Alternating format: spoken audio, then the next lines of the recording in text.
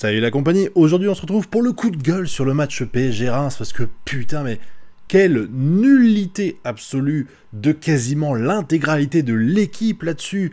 Waouh! Alors heureusement il y a quand même 2-3 trucs qui sont un petit peu positifs, mais quand même dans l'ensemble c'était catastrophique ce qu'on a eu de la part des Parisiens. Mais je dois quand même reconnaître qu'il y a eu une réaction, et ça fait plaisir parce que on se mange un but au bout de 7 minutes de jeu, je vais y revenir après, et très vite il y a la réaction, moins de 10 minutes après, on en met un, puis on met un deuxième, merci à Ramos d'avoir fait le boulot, ça fait plaisir parce qu'il a été tellement critiqué en début de saison, que voir qu'aujourd'hui, avec un petit peu de confiance ou autre, ça se passe mieux, ça fait plaisir, mais cette défense parisienne, alors déjà, franchement, Navas, qui est quand même, on l'aime beaucoup, on était triste quand même si on aime bien Donnarumma, on est triste qu'il a été relégué au second plan. Quand tu vois ce qu'il fait là, le premier but, il n'est pas exempt de tout reproche. Hein. Fallait récupérer cette balle, au lieu de la laisser. Hakimi, qui fait n'importe quoi, vas-y que je dribble dans la surface. Bah évidemment, c'est une superbe idée de faire ça. Et puis, le joueur rémois, qui est tout seul dans la surface. Tout seul dans la surface. Putain, mais cette défense, que ce soit sur le premier ou le deuxième but, mais elle est catastrophique. Des erreurs que tu fais pas en moins de 13 ans au football. Dribbler dans la surface, c'est interdit, c'est interdit. Et le marquage qui pue la merde, le mec là qui marque là, le deuxième but des Rémois, il est entre deux défenseurs, Danilo, et puis je crois que c'est Beraldo à côté. Et puis vas-y, tiens, je te laisse passer, voilà, il passe, mais tranquille, personne l'emmerde, il marque. Vraiment, je suis désolé, mais la défense les défenseurs centraux qu'on a cette année, ils puent la merde. Ils puent la merde. J'ai jamais été convaincu par Danilo. Alors oui, il fait 2-3 coups d'éclat, mais dans un match de foot, tu fais pas 2-3 coups d'éclat, t'es défenseur, t'es censé être impérial tout du long. Que tu fasses une petite erreur, c'est pas grave. Mais quand on enchaîne, contre Reims en plus, on n'est pas en train de parler du Real Madrid, on n'est pas en train de parler du Bayern Munich, sans vouloir manquer de respect aux joueurs et moi, c'est pas le même niveau. Ces joueurs-là, ces joueurs que tu recrutes au Paris Saint-Germain, c'est quand même des joueurs qui sont censés rivaliser avec les plus grands d'Europe. Putain, mais non, Danilo, il rivalise avec mon cul, ouais. Et pareil, la Beraldo, bon, il n'a pas été... j'ai pas trouvé transcendant dans ce match-là, mais de toute façon, il y a que le match contre le Real Sociedad où j'ai trouvé vraiment Beraldo au taquet, mais ça va peut-être venir avec le temps, mais Danilo, toujours pas bon pour moi, toujours pas au niveau.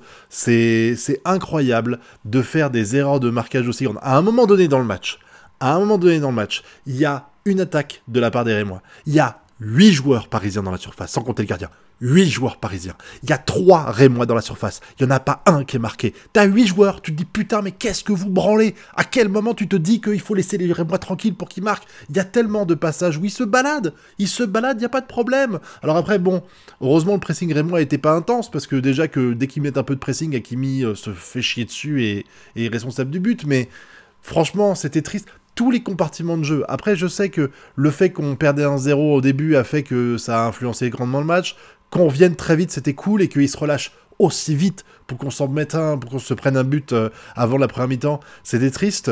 Mais vraiment, le niveau global de cette équipe, dans ce match-là, en tout cas, était catastrophique. Alors, je veux bien que Luis Enrique fasse des tests, hein, on le sent bien qu'il fait qu'il essaye en ce moment et tout, il met toujours pas Mbappé en titulaire, mais là... Quand on va essayer de prendre les joueurs un petit peu individuellement. Bon, Navas, franchement, c'était clairement pas son match. Hakimi, heureusement, il s'est un petit peu rattrapé par la suite. Il a fait des trucs bien, même si j'ai vraiment l'impression qu'Hakimi, il est ailleurs, quoi. Vraiment, ça m'étonnerait pas qu'Hakimi rejoigne le Real Madrid l'année prochaine, parce que là, entre les conneries qu'il a fait au début du match, hein, clairement, il a essayé de se rattraper après, mais à un moment donné, ça m'a marqué ça. Il a un petit accrochage avec un joueur, et du coup, bah, l'action parisienne continue. Bon, il reste allongé au sol, c'est con, mais l'action continue sans lui. Et quand on perd la balle, Hakimi il reste là, regardez, assis. Il est pas blessé, il a rien, il est pas mourant, et pourtant il est là, regardez. Ah bah qu'est-ce qui se passe? Ah bah ils sont en train de partir de mon côté. Danilo Beraldo, bon bah pour ce dernier, je veux pas avoir un avis tranché parce que ça fait pas longtemps qu'il est là, il s'habitue à la culture, il s'habitue au rythme, il s'habitue au temps qu'il fait, enfin voilà, il doit s'habituer à absolument tout au Paris Saint-Germain, et on peut pas dire qu'au bout d'un mois et demi ça suffit à faire ça, donc forcément on jugera vraiment dans 2-3 mois encore, déjà les premiers avis sur ses performances, tout ça. Par contre, Pereira, enfin Danilo, ça fait quand même un sacré paquet de temps, que je le dis et que je le répète, ce mec-là, bah, il n'était pas fait pour faire défenseur, clairement. Il aurait dû apprendre les bases du marquage et compagnie quand il avait 11 ans, et aujourd'hui, il les a toujours pas. Donc pour moi, c'est une cause perdue en défense. Il est pas trop dégueulasse, mais clairement, il est pas à un niveau, limite pas au niveau de la Ligue 1. Quand je vois ce qu'il produit de temps en temps, c'est triste. Et Hernandez, bon, bah, il a plutôt bien bouché, je trouve, le côté gauche, n'en déplaise à certains, mais il a pas. De toute façon, la plupart des buts, je crois qu'ils viennent du côté droit. Encore une fois, comme d'hab, c'est pas Hernandez le problème. Même s'il n'a pas été transcendant dans ce match-là et qu'il n'y a pas eu de moments qui m'ont marqué, de montée de sa part, qui ont fait la différence. Pour ce qui est de milieu de terrain, bon bah Ugarte et Emery, il met tellement de trucs dedans, il met tellement de peps, tellement de... Tu sens que le mec, il a une niaque, il a une fougue. Ça m'a rappelé un petit peu comme la façon dont il est à fond, à 200% dans les matchs. Ça me rappelle un petit peu Ribéry à ses débuts en équipe de France, où vraiment, il traçait comme un ouf partout. Là, c'est un peu pareil, Zaïre Emery. Je trouve que le mec, même si des fois, ça lui arrive de faire des trucs pas corrects, hein, voilà, mais il a tellement de bonne volonté, je veux dire, quand tu vois Hakimi qui était assis au sol, je le répète, et qui regardait le ballon passer à côté de lui, et que tu vois Zaïre Emery qui se bat, à un moment donné, il y a une balle, elle est à 2 doigts de partir en 6 mètres, il s'arrache pour la récupérer, en la récupérant, elle va aller en touche, et il essaie de s'arracher pour l'avoir, il n'y arrive pas, mais comment tu peux ne pas applaudir un joueur comme ça, qui se donne à 200% pour le club, Ugarte, j'ai retrouvé un peu le Ugarte qu'on avait eu au début de la saison, qui était pas trop mauvais, vraiment, c'était plutôt... Il a plutôt été correct. Par contre, Solaire, mais putain, mais Solaire, il aurait pas été là, c'était pareil. Hein.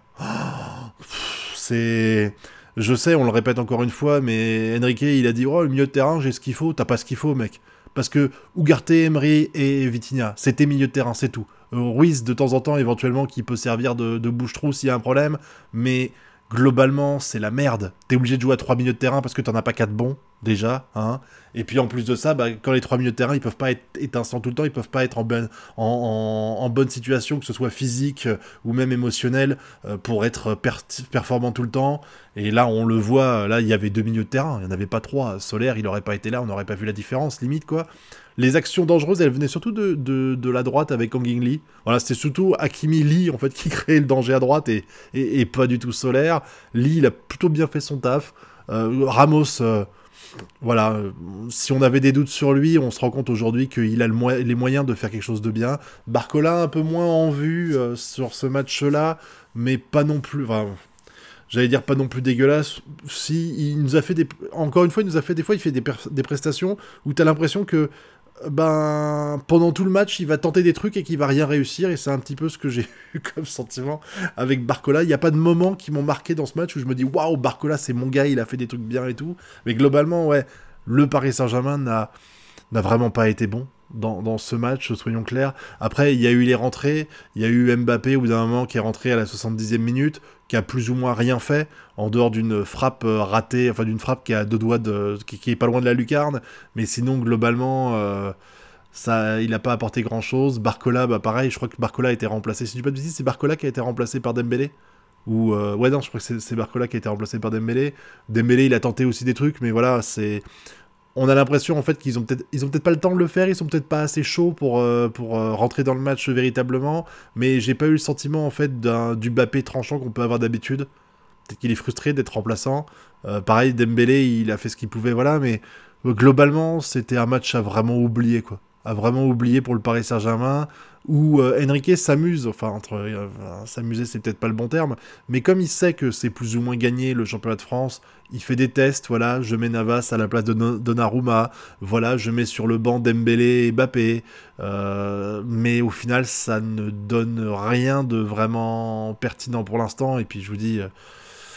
C'est le problème, c'est que là, si on me demandait de faire un petit bilan et de dire ce qu'il faut faire pour la prochaine saison, j'ai envie de te dire, faut changer 8 joueurs, quoi. C'est presque ça. Parce que, bon, je pense qu'on va devoir changer Hakimi, parce que je pense qu'Hakimi va pas rester. Les défenses, pour moi, il y en a aucun. À part Hernandez, c'est le seul, et encore, c'est paradoxal, parce que ce match-là, il a pas été terrible. Mais en dehors de Hernandez, pour moi, il y a aucun défenseur qui a le niveau dans ceux qui ont joué cette saison-là, encore une fois, parce que Kimpembe joue plus, parce qu'il est blessé, etc. Il y a qu'un joueur qui m'a donné assez satisfaction, globalement, c'est Hernandez, c'est pas Pereira, c'est pas Beraldo, c'est pas Marquinhos, C'est, voilà, Solaire, voilà, je l'ai dit tout à l'heure, le milieu de terrain, on en a 3, il en faut au moins 2 de plus. On vire pas ceux qu'on a aujourd'hui, parce qu'ils sont très bons, enfin, ils sont bons quand ils peuvent, mais il en faut au moins 2 bons pour compenser.